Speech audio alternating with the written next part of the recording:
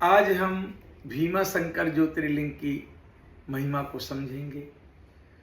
भीमाशंकर ज्योतिर्लिंग के दर्शन मात्र से, उनकी कथा श्रवण मात्र से जीव का परम कल्याण होता है। भीम नाम का एक दैत्य बड़ा अत्याचार कर रहा था देवताओं के ऊपर, क्योंकि उसने अपने मां करकटी से पूछा कि तुम अकेली क्यों रहती हो, मेरा पिता कौन है। तो करकटी ने कहा कि कुंभकर्ण तुम्हारे पिता हैं, परंतु राम ने उसको मार डाला। तुम विष्णु से बदला लो, देवताओं से बदला लो। तो भीम ने घोर तपस्या ब्रह्मा जी की किया। ब्रह्मा जी प्रकट हुए तो भीम ने आशीर्वाद मांगा कि मैं इतना बलवान हो जाऊं, इतना बलवान हो जाऊं कि मुझको देवताओं में कोई पराजित ना जल्दी कर सके, अतुलित बल मुझको प्राप्त हो जाए। और ये भीम देवताओं को, भगवान के भक्तों को, सबको सताने लगा। कामरूपेश्वर नाम के एक राजा भगवान के अनन्य भक्त थे। शंकर जी की रोज पार्थिव लिंग बनाया करते थे। इसने उनके राज्य को जीत लिया, राजा को बंदी बनाया, जेल में रख दिया। राजा को तो रोज का नियम था पार्थिव शिवलिंग का निर्माण और पूजा। जब भीम को पता चला तो भीम तलवार लेकर के पहुंचा। राजा को पहले तो बहुत सारी गालियां देने लगा। राजा भगवान के अनन्य भक्त थे।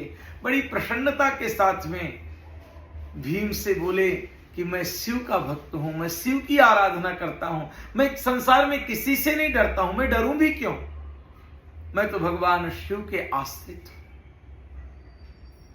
भीम ने कहा भगवान है कहां। तो राजा ने मुस्कुरा करके बोला कि मैं कहां बताऊं कि भगवान कहां है, भगवान तो सब जगह व्याप्त है। भीम ने कहा दिखाई नहीं पड़ रहे। तो राजा ने कहा कि परमात्मा दिखने का सब्जेक्ट नहीं है, भक्तों भगवान को देख नहीं सकते आप। भगवान तो अनुभव में आते हैं। एक मां ने कहा कि बेटी तवा गरम है, छूना मत। बेटी ने कहा तवा नहीं गरम है। अब वो गरम कहने वाली मां भी झूठी है और ठंडा कहने वाली बेटी भी झूठी है। कब तक, जब तक उसका स्पर्श नहीं करेंगे तो उनको ये अनुभव में कैसे आएगा कि तवा गरम है या ठंडा है। उसी प्रकार से जो लोग कहते हैं भगवान है, कहीं में कहीं वो भी झूठ ही कह रहे हैं, अनुमानित ही कह रहे हैं। और जो कह रहे हैं भगवान नहीं है वो भी अनुमानित ही कह रहे हैं। दोनों झूठे हैं। जब तक भगवान का स्वयं में अनुभव ना हो, अनुभूति ना हो, तब तक भगवान है ऐसा कैसे कहा जा सकता है। किसी ने कहा कि भाई आज बहुत सुंदर मिठाई खाया। तो दूसरे ने पूछा कि मिठाई कैसी होती है। उसका मिठाई जैसे लगती, परंतु कैसी होती है नहीं बता पाएगा, क्योंकि जब खाएगा तभी अनुभूति होगी कि मिठाई जैसे होती है। राजा ने कहा कि भीम परमात्मा अनुभव का विषय है, वर्णन करने का या बताने का विषय नहीं है। तो भीम ने तलवार निकाली और जैसे राजा के ऊपर प्रहार करने के लिए आगे बढ़ा तो उसी पार्थिव शिवलिंग से भगवान शंकर का प्रादुर्भाव हुआ। भगवान शंकर ने उस राक्षस को त्रिशूल से तुरंत वध कर दिया। देवता स्तुति करने लगे।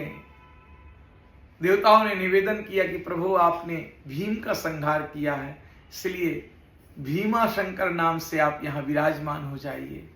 जो भी आपके दर्शन करे, आराधन करे, उसको मुक्ति और शिवलोक प्रदान करिए। ये भीमाशंकर ज्योतिर्लिंग भगवान शिव का नित्य निवास है।